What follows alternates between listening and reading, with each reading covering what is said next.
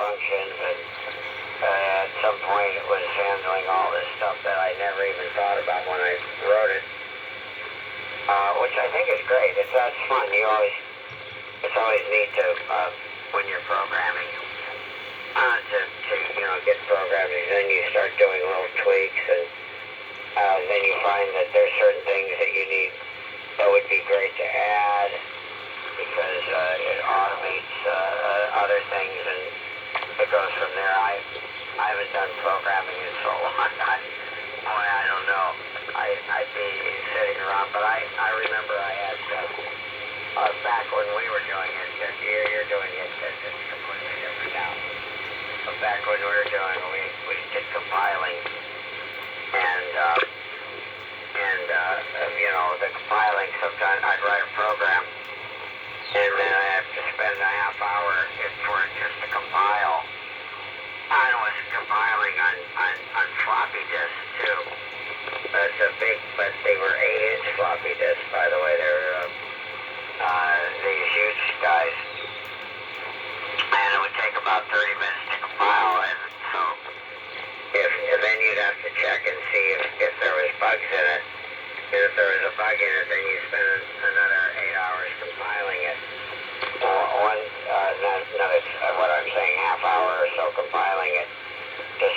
So what that instilled in you is you tried to make sure that there wasn't going to be any problems in it because you didn't want to have to compile for another half hour. So you started to get real good about mistakes. But anyway,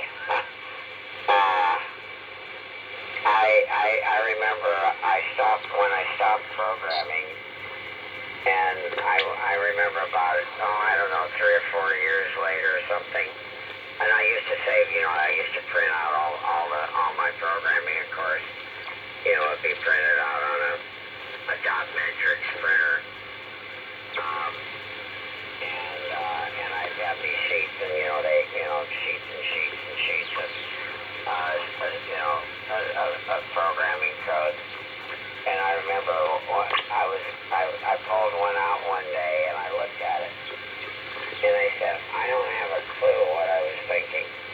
I looked at it, it made no sense to me at the time, of course.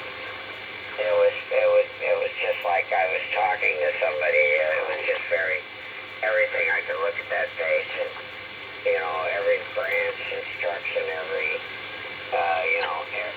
subroutine and everything. It made perfect sense. When I looked at it 4 years later, I couldn't even tell you what I was thinking. VK2, GGC, K7GI.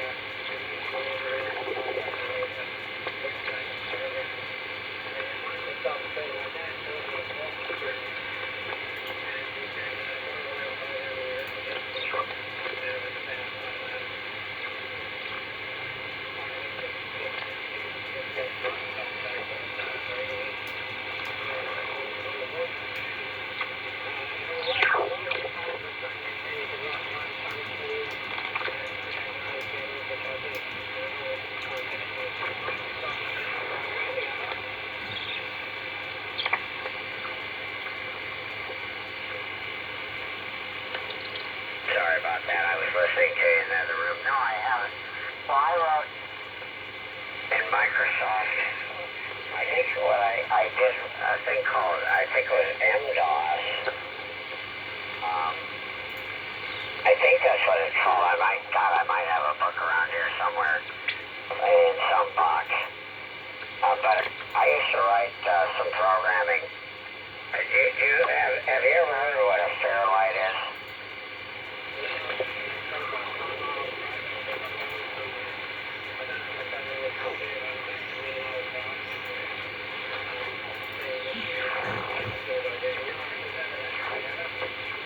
Google it.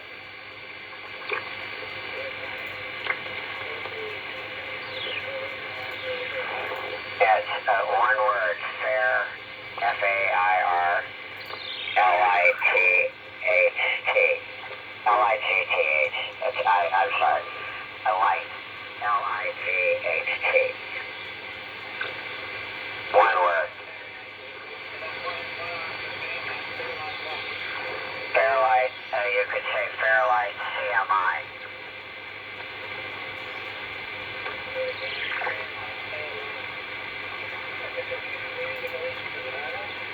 Yeah, and you know where it came from, right?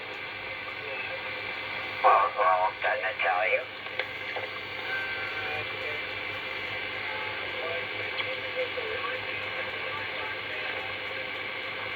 Yeah. And who is Fairlight? No, it should tell you if you Googled it. Yeah, well, okay, I'll tell you what, you take that 1 second, I'll be right back.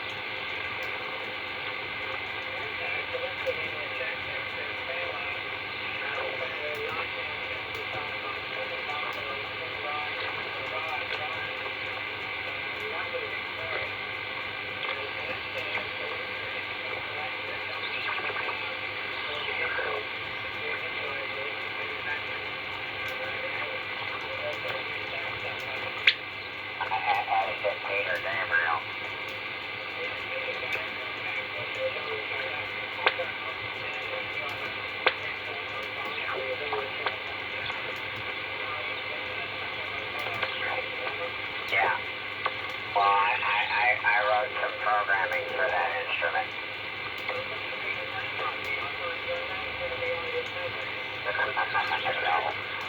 No, but I used to write programming for it. In fact, Kim Ryrie and I used to get together and at Peter, me and Peter Norville. And this was back, again, this was back in the early 80s.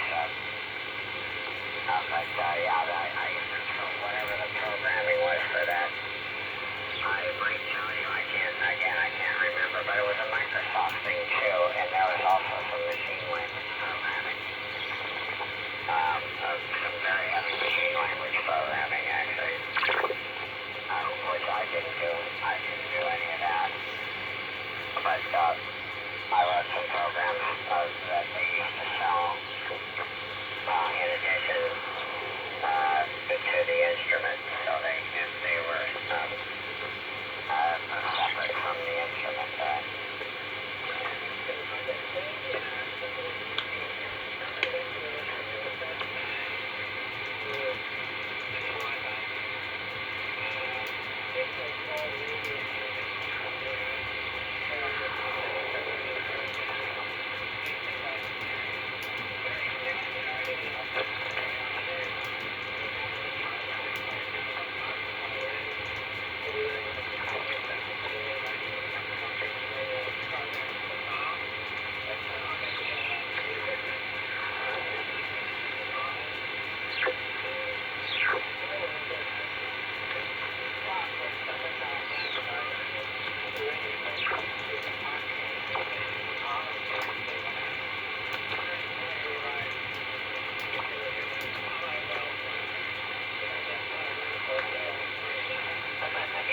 copy.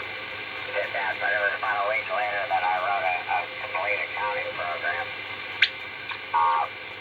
that was using matrices and things like that. You had to create matrices which put placeholders for everything, and I had written an accounting program, and it was originally for a Z80 processor, and I remember when I showed them the program, they were just going, "Oh my God, oh God, yeah, all the things I could do with this thing." And I was, well, that's kind of what I wrote it for myself because I thought it'd be really handy to have something that would tell me every penny I spent, where I spent it, who I spent it with, and would give me totals and tell me everything that was going on. And I just thought it'd be cool to have it for myself. But they didn't really have much of that going on then. I think there might have been some DOS based stuff but anyway, but it was all pretty heavy-handed stuff.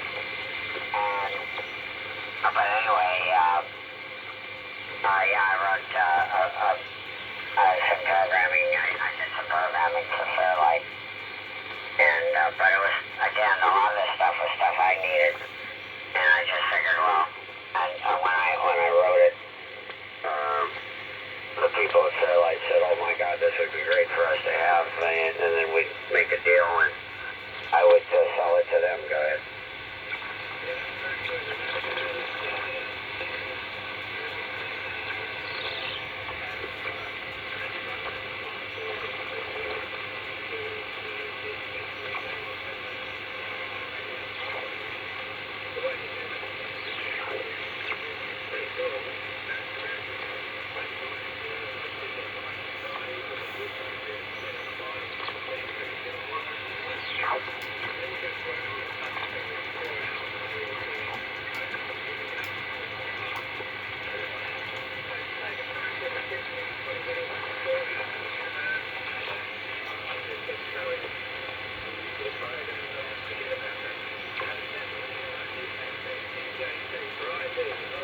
Yeah, VK22G, VK7GI. Well, I've got, a bunch of, I wouldn't say a bunch, but, a number of stuff that's just like that. The music thing is the same.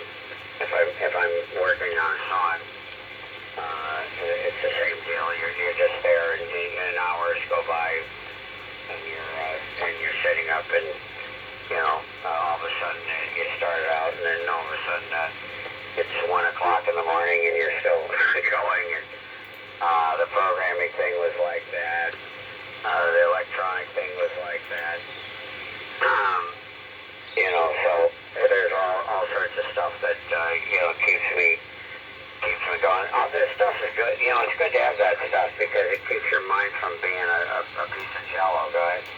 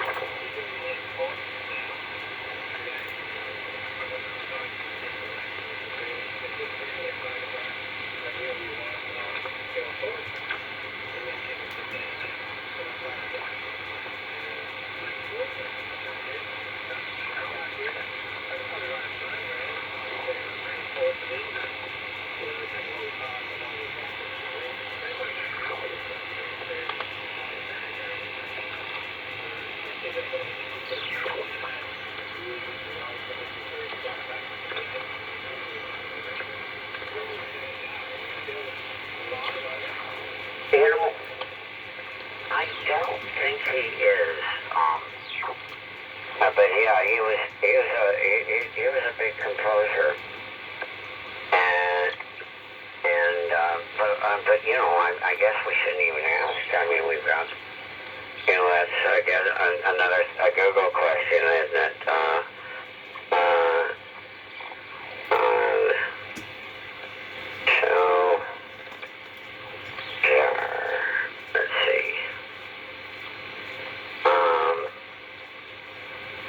French composer, blah, blah, blah, da, da, da. No, he's still around, 74 as he is. Go ahead.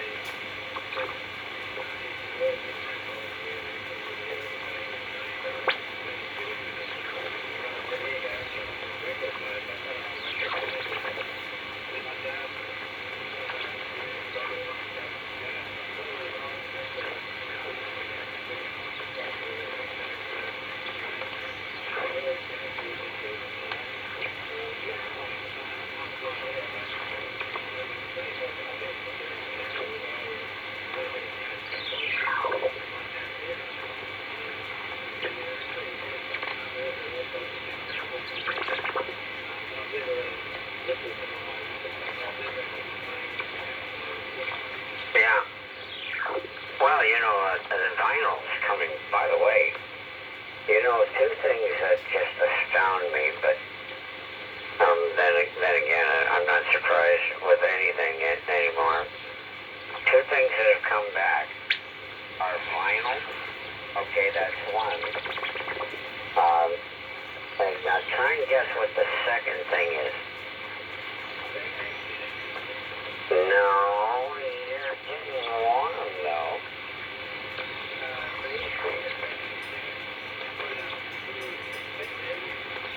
You're getting warm. Cassettes. I swear to God, I wouldn't have ever believed it until I was told. Apparently, the young, there's a generation now, a young generation who wants stuff on cassettes.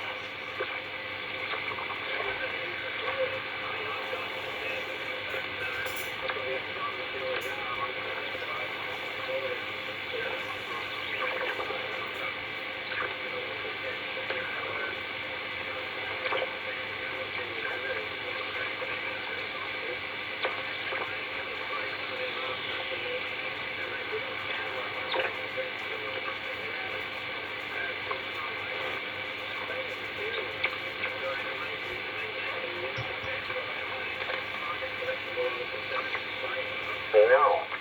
Okay. I have a friend of ours that I've known for a long time. He has a recording studio. And we get together. We try to get together once a month and we just hang out at the studio and kind of go, just take a bunch of stuff around. Anyway, I was over there, the last time I was over there, there was a friend of his, or his acquaintances of his, like a very young, somebody that had worked, I guess, in the studio or something. And I think she was in college. And she was putting out a record. She was just recorded, apparently, her album. And it was like, well, you're going to make a bunch of CDs of this thing, right? You're going to distribute on CDs? And the answer was no. We're putting it on cassettes. And I said, well, cassettes, why would anybody want? Oh, no, that's a big thing now, go ahead.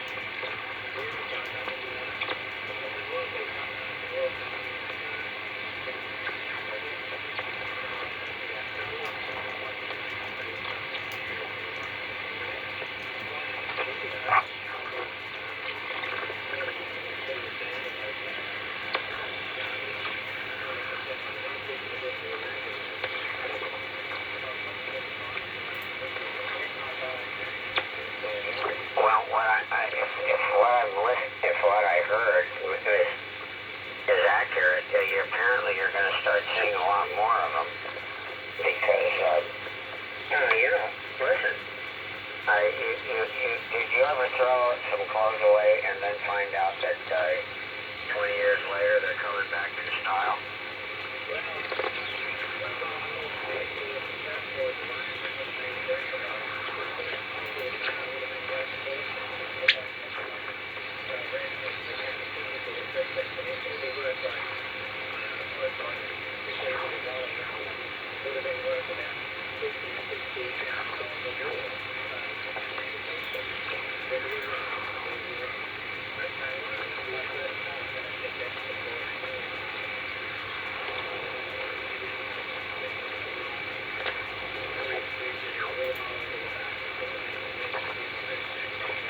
Yeah. Well, I think what it is, I think it's, I can't imagine why anybody would want to do it. I mean, it certainly can't be for fidelity. I mean, you know, you put something out on digital CD, and I mean, one could argue CDs have kind of, even CDs have kind of fallen off the map now because 44.1 and 16-bit is pretty much passe these days. Everything is 96, 24, or even better. But still, you don't have the deterioration. The cost of a CD is so cheap, and everything. You couldn't understand why anybody would want to deal with a cassette. But again, I think what it maybe is, it's like, well, everybody's doing this, so we don't want to do that same thing, guys.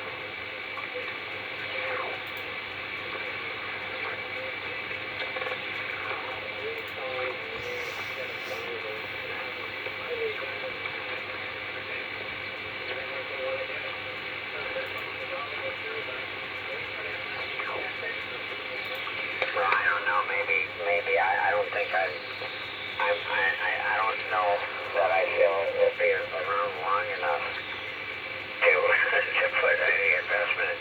But you know, again, vinyl is selling. Vinyl is huge now. Apparently, big artists have to put stuff out back on vinyl again, guys.